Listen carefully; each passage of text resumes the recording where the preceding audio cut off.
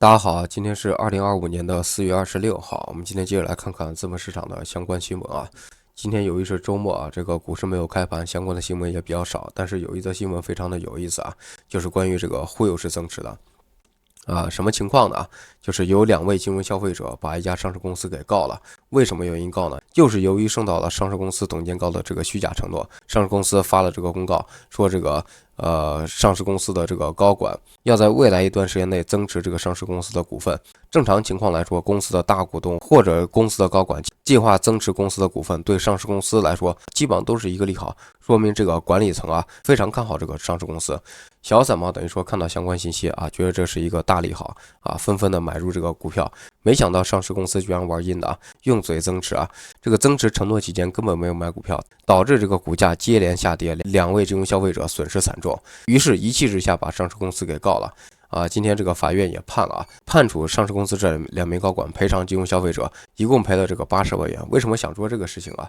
如果上市公司构成这个虚假陈述的话，也就是你用嘴增持、用喇叭增持违法的话，那我们有关部门之前天天的用喇叭救市，那构不构成这个违法呢？要不要给这个金融消费者进行这个赔偿呢？这个就比较有意思了啊。那看完这个新闻，我们再来看看这个辜朝明啊，这2年野村的辜朝明在国内啊名声大振，就是由于他的这个资产负债表衰退理论，在国内大放异彩，能解释当下很多的这个经济现象。因为中国现在面临这个经济状况跟90年代日本所处的那个状态基本上是一模一样的，但是中国现在所面临的困难，按照辜朝明的说法，比90年代日本还要严重啊。辜朝明最近接受媒体采访，用他的这个资产负债表衰退理论，详细的解释了一下当前中国所面临这个困难。这样，我们先来看一下辜朝明接受媒体采访时他是怎么说的。Is China suffering a balance sheet recession? China plays a pivotal role in the global economy, yet few agree on why the world's largest trading nation is struggling. Today's guest offers, in my opinion, the best explanation. China is suffering from a balance sheet recession. What does that mean? Chinese property values crashed after the burst of a massive housing bubble starting in 2020. That left families and businesses with lots of debt. Now, all across China, borrowers are paying back their loans instead of spending or investing. That spells trouble for the economy. Let me explain. Imagine a family earning $1,000. It will put $900 back into the economy in the form of rent, groceries, or other such payments. Usually, the remaining $100 would go to the bank, which then lends it out for more investment and spending. If the family owes money, that $100 goes to paying down debt, and that's the right thing to do individually. But what if everybody owes money, wants to pay it back, and nobody wants to borrow? When households, businesses, everybody is focused on paying down debt at the same time, money gets stuck in the bank, less money circulates, and the economy suffers. Even if the government lowers interest rates to stimulate demand, the normal response to a recession, few are willing to borrow and invest because everybody is busy paying down debt. This is called a balance sheet recession. So what can be done? Our guest today is the economist who first identified this problem in Japan years ago. He says the government must step in, borrow, and spend to stimulate growth. Why? Because right now, nobody else will. It is my great pleasure to welcome Richard Koo, Chief Economist at Nomura Research Institute. Richard, welcome to the call. Well, thank you for having me. Now, Richard, you are credited with first diagnosing the unique set of circumstances we see going on in China, but in a different country and in a different place. And I just wonder if you might be able to walk us through what you saw and when. Okay. I was happily doing economist job at the New York Fed when I was headhunted by this Nomura Research Institute in Tokyo. And that was back in 1984. And the Japanese economy was in a bubble, was doing great. They thought Japan was number one in the world.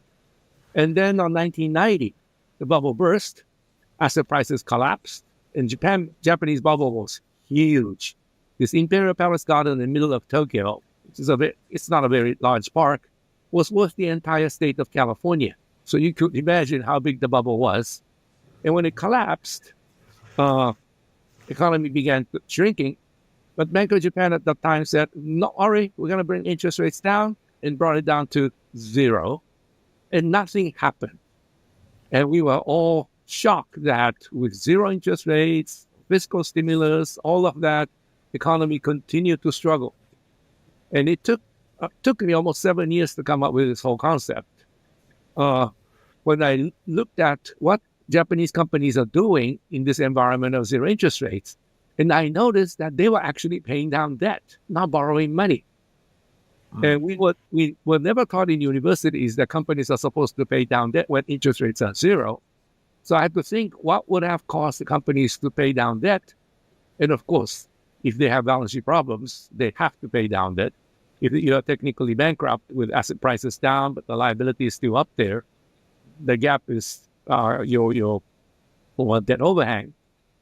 And then when you put that into the macro context, as Jay already explained, in national economy, if someone is saving, someone else has to be borrowing money. And in the usual economy, central bank will move rates up and down, make sure that all the safe funds are borrowed and spent. That's the textbook world.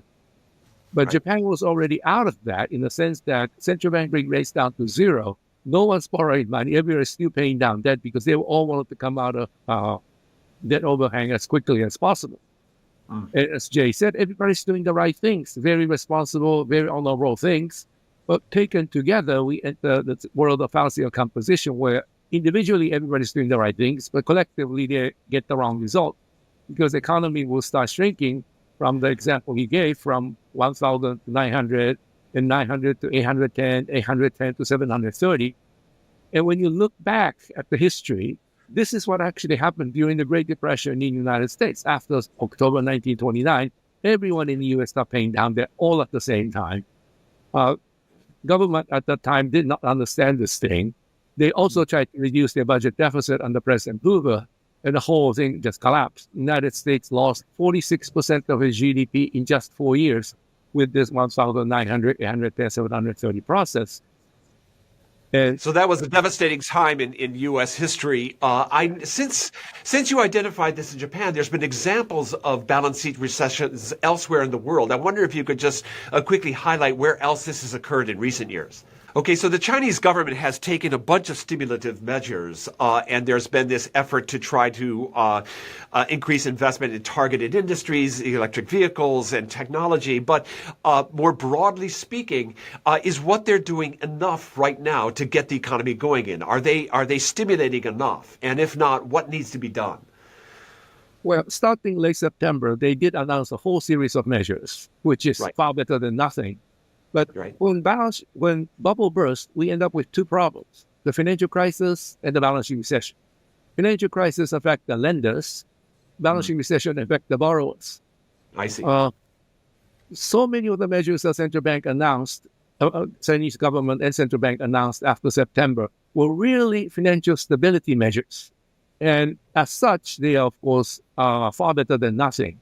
But in terms of filling that $100 shortage in borrowers, I'm afraid there's only one policy that they put in that is so far moving in the direction, and that's a policy that says government will support developers who will complete the unfinished apartment houses with this very low interest rate loan that they are going to provide.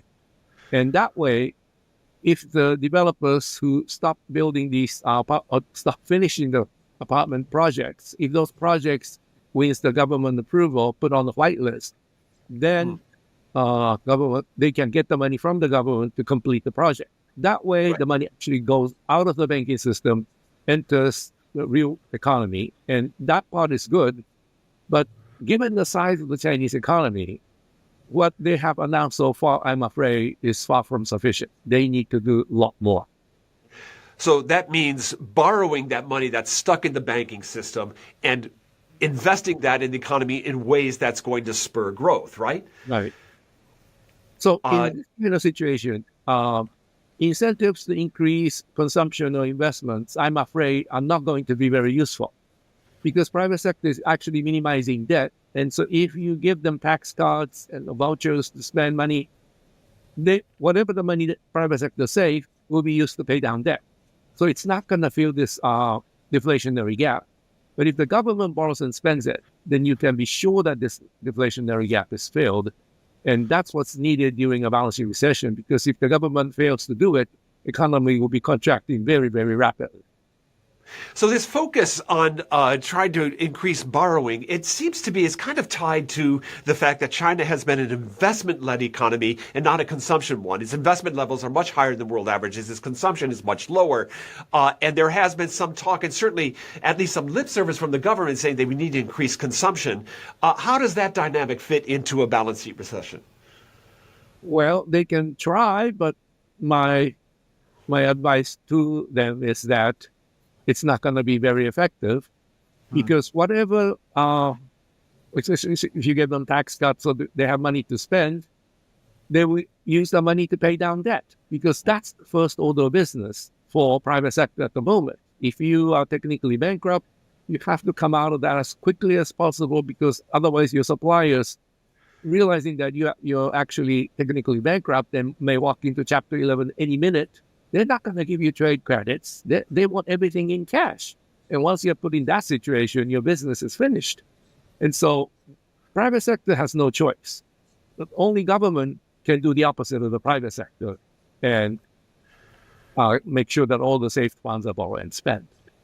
Now, in the case of Japan, there was a pretty significant demographic issue in that society was aging pretty rapidly, and as people tend to age, certainly I spend less than I used to when I was younger. That was one of the dynamics that was going on in the background in the Japanese economy during the 90s and the aughts. In China, my understanding is that their population has started to decline now, at least from the UN statistics, and it's been going down for 2 years. So that suggests that there's aging going on in the Chinese society as well. How does that dynamic play into a balance sheet recession? Well, let's compare the Japanese and Chinese situations here. Japanese population was aging. There was no question about it. But the Japanese population actually peaked 2009. Right. That's 19 years after bursting of the bubble in 1990. So during that period, Japanese population was still growing. And so you cannot really blame everything on the demographics in Japan. It's really the balance sheet part that killed the economy, not the demographics. Right. But in Chinese case, the bursting of the bubble and decline of the population happening on the same year. This is devastating because for Chinese real estate market to stabilize, people must have this feeling that the price has fallen enough. You will not go wrong if you enter the market at this lower price. But how do you come up with this bottom price when people are all talking about population declining, demand for housing falling? And so the price will have to fall much further than in a similar situation with the population increasing for Chinese real estate market to stabilize. And of course, it hasn't stabilized yet. And the population issue will probably keep this real estate market in very difficult situation for foreseeable future. So what you're suggesting is that China is really going to be suffering from a lack of demand from the consumer sector. And that lack of demand, to my mind, always suggests deflationary pressures building up in the economy. We saw that Japan had deflationary pressures build up throughout the past 30 years. I just wonder if that might be something. I mean, we're already seeing, falling bond yields are often a sign of deflationary pressures building. We see some of the purchasing prices falling. We see some of the consumer prices showing signs of disinflation, if not outright deflation. I wonder how deflation plays a role in all of this. Well, I think China is going through exactly what Japan is going through, or what the United States and Europe went through after 2008. But deflation is the result, not the cause of the problem. The cause of the problem is the balance sheets. And so sooner you repair the balance sheets, the faster you would come out of this thing. And in one area, China is ahead of Japan 30 years ago in the sense that so many people in China are already aware and are talking about this disease called balance sheet recession. That's very different from Japan 30 years ago. When Japan fell into one, no one understood what the disease was, including myself. Why zero interest rates producing nothing? And why fiscal stimulus and those will only work when the government spends the money. But when the government removes the stimulus, instead of having this pump priming effect that we all learn in universities, economy tanks again. All of that is coming from balance sheet problems, the private sector. once you know the disease, you feel much better, right? Okay, if you do these things, you will recover. Maybe it will take 5 years or 10 years in some cases, but you know you recover.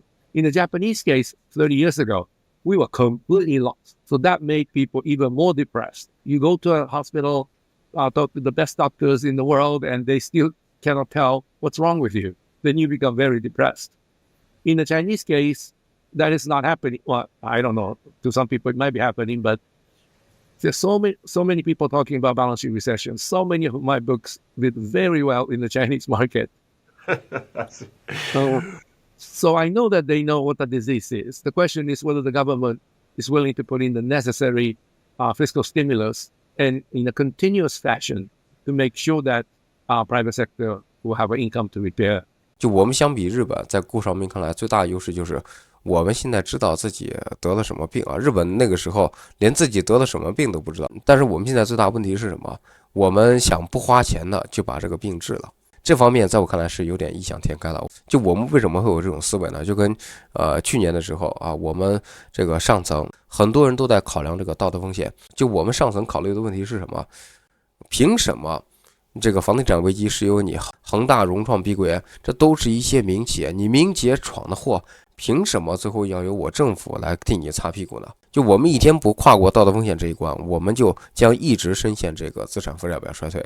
你像辜朝明说的解决方法也有，你这个时候政府站出来，你替这个企业把单买了，让企业活下来。企业活下来之后，它的供应链的上下游就能活下来，这个钱就能在实体部门中流转起来。现在是怎么样啊？虽然你看我们 M2 屡创新高，表面上这个钱啊非常多，但是真正能流通在这个市场中的钱到底能有多少呢？